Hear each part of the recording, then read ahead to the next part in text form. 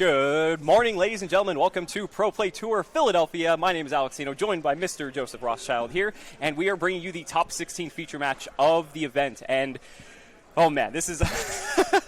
Do you want to give them the breakdown first and then talk about it, or do you want to just go ahead? And, no, let's give a little bit of the breakdown. The top 16 is out, and for those of you in chat. Alluding to the fact that it's scripted, I apologize. Hero did not make it, but something just as interesting did. We have 4 Crusadia Danger Thunder decks, 2 True King Dino decks, 2 Endymion Pendulums, 2 Orchist, a Striker, Salamangrate, BA Orchist, Zephyr Endymion, Magical Musketeers, and our feature match, Zombie. You guys may remember Matt from yesterday. I believe he was in our round 8 feature match against Brandon, who's also in the top cut here. And yeah, we want to give Matt a little bit of redemption because he is playing one of the biggest rogue decks of all, just using his zombie world in tandem with super polymerization to literally just eat up his opponent's entire board. A very feels-bad match from yesterday. Effectively, against his Pendulum opponent, he lost the die roll and conceded games 1 and 3. Unfortunately, I spoke to him after the match, and in Game 3, he had the super polymerization, but not the necessary target in order to eat his opponent's board. Yeah, he needed the Dragostapelia plant, right? Hard to make those calls. That's unfortunate. But let's go ahead and go right over to the match now. I believe the players are just about ready to go here. We have Zombie versus True King Dino. So this is interesting. Clearly, the Zombie deck has issues dealing with boards that are already in progress if they don't have access to super polymerization. But True King Dino doesn't really board build too hard. They look to OTK. They look to go second. That may work very well in Matt's favor.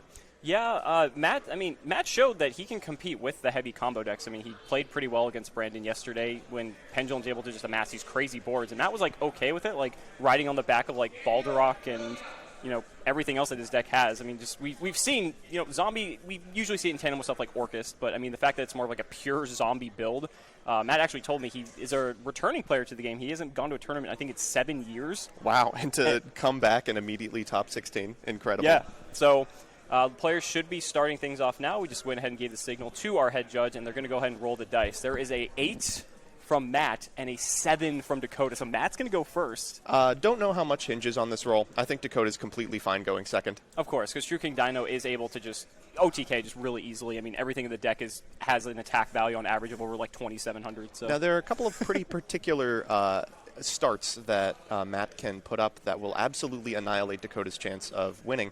A lot of them rely on the floodgates that are enabled specifically by Zombie World. Things like Rivalry of Warlords preventing True King from getting past a singular monster, for example, would be really hard to crack. I'm fairly certain I saw Zombie World in his hand, and that is a Zombie World. So a little bit of glare there, but that is a Zombie World. I think that is a Gozuki? I'm sure we'll find out almost immediately. I'm sure. He's going to go ahead and send the Glow Up Bloom. Glow Up Bloom, of course, an incredibly powerful card in this deck, allows you effectively just to special summon a copy of Balerdrock. Yep, banishing it, getting the Balderrock out, and yeah, I mean, we're pretty much off to the races here. As we saw in last game, this Glow Up Bloom doesn't necessarily have to get the Balderrock as well. It can also search a copy of Vampire Fraulein, which protects every card in your deck, especially these extremely fragile links that it looks like he's about to make. We'll see a Vampire Sucker or maybe a Revendred Savior. Oh man, that was so awesome. But no, we are going to go with the Sucker here, which makes perfect sense because now he can use the Balderrock in the standby phase, resurrect it, then trigger the Vampire Sucker to draw a card, and have a, you know, it's not the most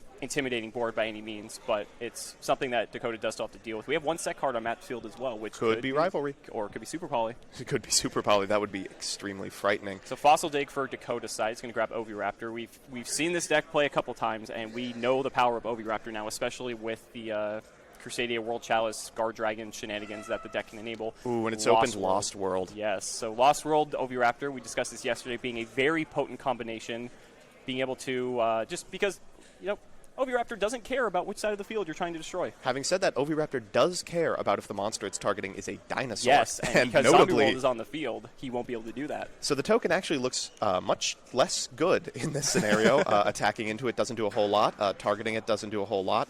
At the very least, you're going to get the Oviraptor search, but, I mean, it's going to depend on what you can do from your hand at this point. Let's see what you added there. Is that a Ooh, it's a Pankratops. Yes, Pankratops is in fact a dinosaur. If it wasn't already a good enough card, if you're playing dinosaur, you can just search it straight out of your deck. And this is a little interesting. Pankratops can be summoned here. It can activate its effect, but Baylordrock can negate it. Yes, so there's not really going to be any way for him to... That's not the one. That is a Tyranno. That's a Tyranno, yeah, so... alluding to a possible Tyranno that we're going to see in the future here. I mean, obviously you're playing against dinosaurs, so you're going to see Ultimate Conductor Tyranno at some capacity. But Pankratops coming down, again, Pankratops doesn't seem as good as it might in this situation. Just because, like you said, the Baylordrock is really just kind of locking it down here. Ooh, there's a super polarization. So he's going to pitch Banshee, both too. of them. This is a sweet way to not even force the Pankratops negate. It means that at the Pankratops pop, at some point over the course of the turn, you're going to have to activate the Baylordrock, and it's just not yet. So he summoned the Dragonether, the Nether Soul Dragon, and he passed. Dakota had no other plays. So Dragonether, the Nether Soul Dragon, just requires 2 zombie monsters to fusion summon, and basically because Zombie World's on the field, everything is now treated as a zombie, and now Matt's free to just go in and possibly just win the game outright. Oh, wow, this is the end of the game. We're going to activate Shiranui Solitaire's effect. Hey, you know what card is really bad when your graveyard doesn't have any dinosaurs in it?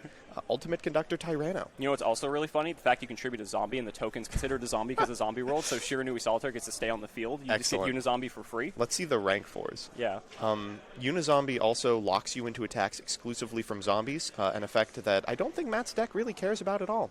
Counting real quick to make sure it's 8,000, I can't imagine it isn't.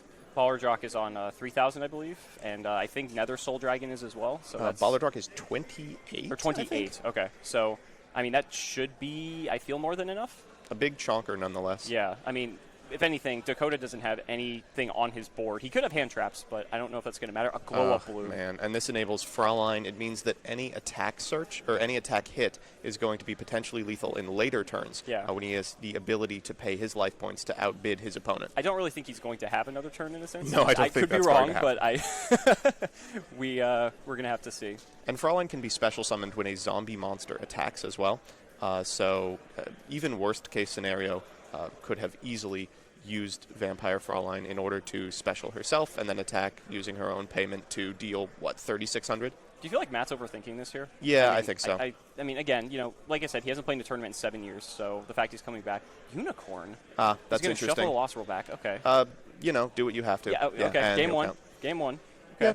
Yeah, I don't dislike it. I understand if you don't feel super secure in the metagame and what's being played, playing around as much as possible, trying to think maybe there's a dragon hand trap you missed that would trigger Lost World and cause something bad to happen.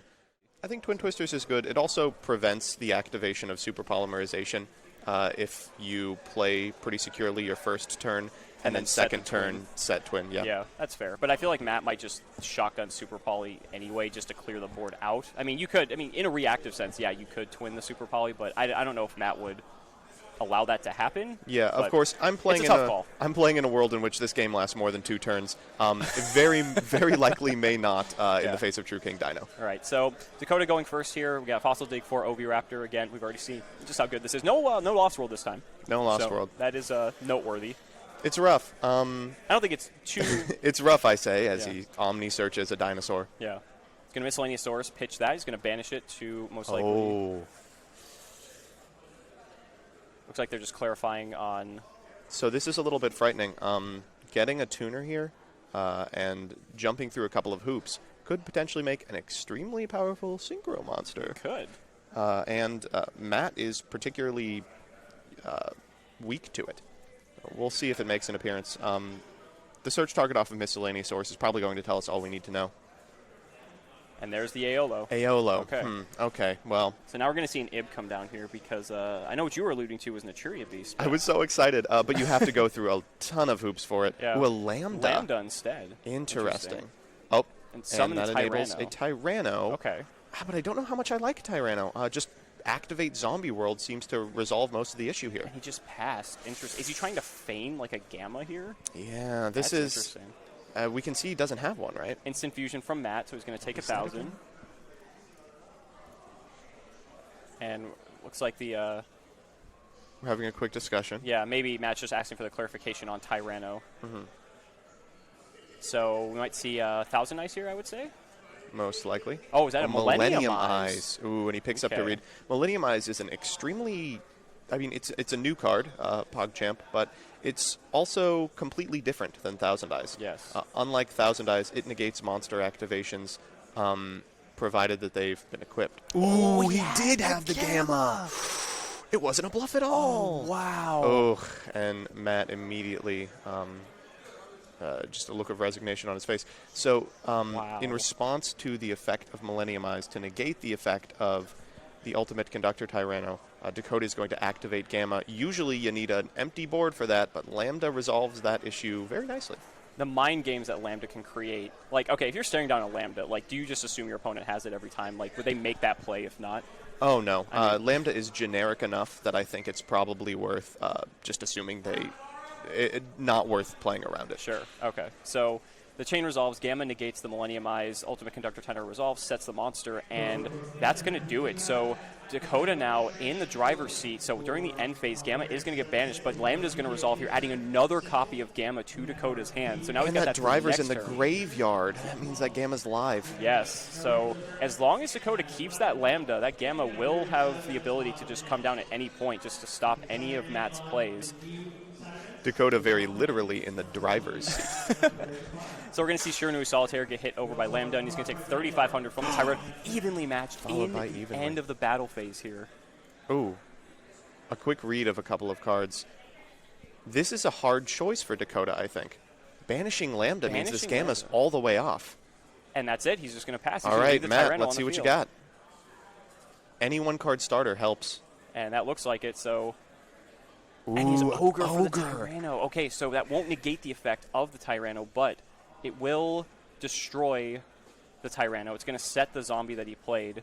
What's the card that was destroyed off of Tyranno? It was a Barastos, I believe. So Barastos is then going to get to special summon Agnimazod from the deck. Not nearly as devastating as something like a Baby Sarasaurus or Petite Pteranodon would have been, but it is a card. He just drew Super Poly for I saw it. Ooh. So he did keep in Super Poly.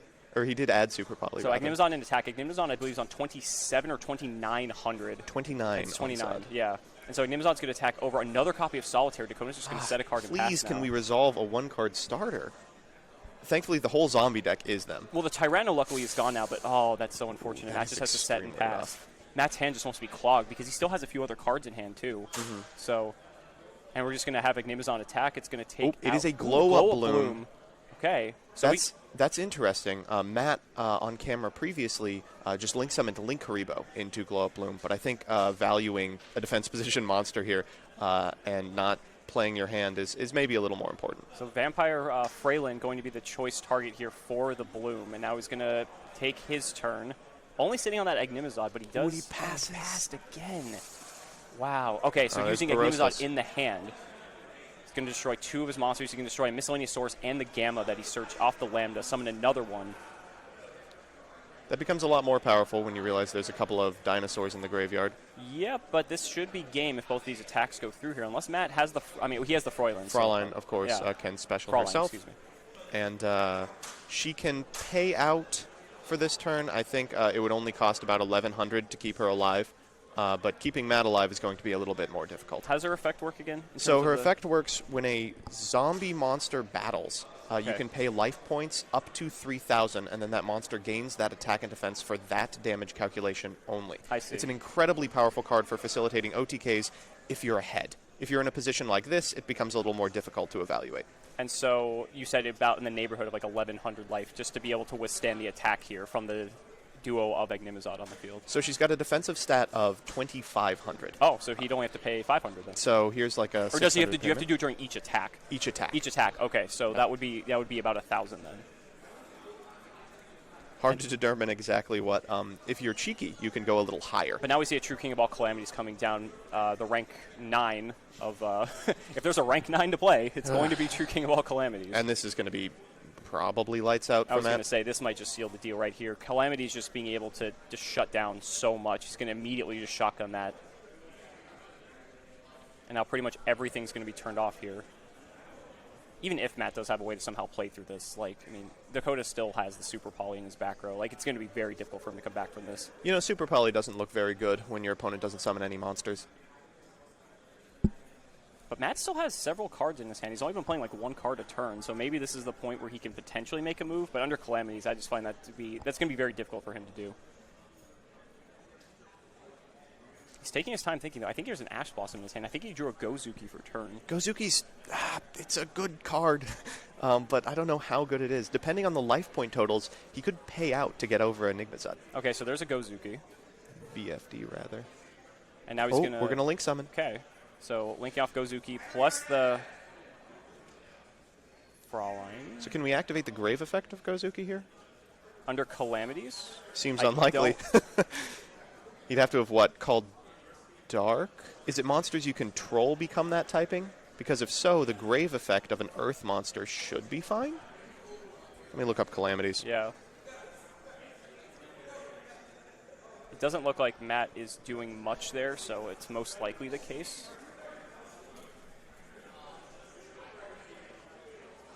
All monsters in your opponent's possession. Possession. That's a very...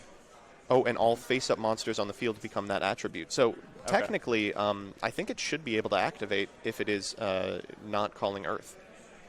And so Dakota just once again pointing to Calamities, pretty much indicating that there's really not much that Matt can do there. That's going to be game 2, so we are going to a game number 3 here. You know, then Red Reboot looks pretty attractive. Right, exactly. But again, I feel like Twin's just better in pretty much most instances, but like we don't know what Matt's side deck is, and so I think that's what makes it a little bit difficult here. One of the biggest advantages that Matt has in this top cut is the fact that no one knows what his deck does. Least of all us. Yeah. All right, so here we go. Game number 3. And it's a one-card starter. It is going and it's to resolved. That resolve. So Solitaire going to tribute itself off, bring out most likely a copy of Unizombie here. And the Unizombie, of course, can send almost anything. You could send Glow Up Bloom. I presume there are Mizukis somewhere in this list. Going to use the hand effect, sending a copy of Necroworld Banshee. And yikes! Now we have a copy of Zombie World in play. And so it looks like that's the Bloom. There's the Bloom. We'll also chain the effect of Necroworld Banshee, so there is a Zombie World, and that Baylor Drock is going to make it on board. That is a nice chain block, although obviously it doesn't matter too much in this instance because I feel like if Solitaire resolved, the Ash wasn't going to, or he really doesn't have Ash at that point. But I don't think it's even a chain block. The Necroworld Banshee effect, you have to actually activate. Oh, okay. My mistake then. So here's where we make a Link monster, or have in previous games. A Foolish Burial. As well. Wow, the extenders. Yeah. Is that a super polymerization in Dakota's hand? I think it is, yes. Oh my goodness. So we have a Starving Venom Fusion Dragon, which might be able to do it? Yeah, which just requires 2 darks, and all the zombies are darks. But again, that doesn't resolve the field spell. All right, so even if you super polymerization into Starving Venom Fusion Dragon, you have to OTK right now, or Baylor Drock is just coming back. So Vampire Sucker coming down now, and he's just going to pass. All right, so in standby phase, we're going to see the Baller Drock come out. That's going to trigger the Sucker, which is going to allow Matt to draw a card here. Ooh, he's thinking about it. If you respond to the effect in Graveyard of Baylor Drock with a Super Poly using one of your Dark monsters, they don't get the draw, but then they get the Baylor Drock. Ooh. It looks like he's just going to wait on it. It looks like he's just going to come down here. He's thinking about it. Do I have the Nether Soul in extra? Looks like we're going to see it here. We're going to see the power of Super Poly. All right. This is a card that Matt is more than familiar with. Yes. This is definitely one of the reasons he got to this point. He's going to dump Quatless. Oh, that's an incredibly powerful card to discard. So there comes the Starving Venom. All right. Good enough. So in order to facilitate an OTK here, Dakota has to jump through a couple of hoops with no access to dinosaurs whatsoever. And also, Matt has to not have a Fraulein in hand because that'll stonewall it as well. Yes. At this point, though, if you're in Dakota's situation, you just go for the OTK. Oh, you got to be feeling good. You have good. to put him on it. Yeah. If he has it, and if not, I mean, you're still in a good position either way. Oh, certainly. Yeah. So Oviraptor going to come down here, use the effect, tutor for any dinosaur in the game. I assume we'll see maybe like a Miscellaneousaurus. His extra monster zone is clogged. That's not like the worst thing in the world, but he could also potentially send, oh no, I was going to say he could send a Quatless to get double evolution pill if he has a way to access another monster and then could banish both to 2 pill. Just enough chonkers. Yeah, just go in for as much damage as possible, because even if they stop you, you still have a Conductor Tyranno on the field. And for what it's worth, Conductor Tyranno is one of those very few cards that actually does beat Fraulein. Oh, because it would send it to the graveyard. Okay. Oh, he has the pill in hand, and Matt just extended Whoa, the hand. whoa, whoa, whoa. Oh. Don't do that. Don't do that. Oh. I guess you just have to banish a dinosaur from hand, correct? And that gets around the zombie world restriction? I believe so. I'll have to look up Bill. We have to double-check double illusion pill there. But in any case, I mean, it still is accepted game It state. is still a concession from your hand and or graveyard. Oh. So dinosaurs in hand aren't affected by zombie world and Correct. therefore are capable. So that's going to do it. We're going to have True King Dino in the top 8, but it was Wow. it was cool to see Matt's deck. It was cool. It got to pop off a little bit some of those games. Yeah, it was good. So we got plenty of other matches to come here. We already know there's a True King Dino in top 8. But we're going to see what other matches are taking place. We have a wide array of different decks in the top cut here. If you guys are just tuning in, the top 16 breakdown is as follows. Oh. It's going to be 4 Crusadia Dragon Danger Thunder decks, 2 True King Dino decks, one of which is at the very least in top 8, 2 Endymion Pendulum, 2 Orchist, 1 Striker, 1 Salamangreat, 1 Burning Abyss Orchist, which goes into Cherubini, incredibly powerful card, 1 Zephyr Endymion, 1 Zombie that has unfortunately perished, and 1 Magical Musketeer. I want to get the Musketeer player. Oh, on me next. too. Yeah. We featured him yesterday, and the deck looked extremely capable. Yeah. It beat Orchist, I believe. Yeah, and I believe he's playing against Crusadia Danger Thunder, which it's going to be a tough matchup. But if he does win the die roll, I feel like the odds would be more heavily in his favor significantly. Yeah, the deck can easily put up 2 or 3 disruptions off of a single Magical Musketeer card because of Max. Yeah, for sure. So we're going to go ahead and check on the rest of the top cut matches. We'll be back soon. We got about less than 20 minutes in the round, so hopefully they finish up quickly so we can bring you guys some more action. Don't go anywhere.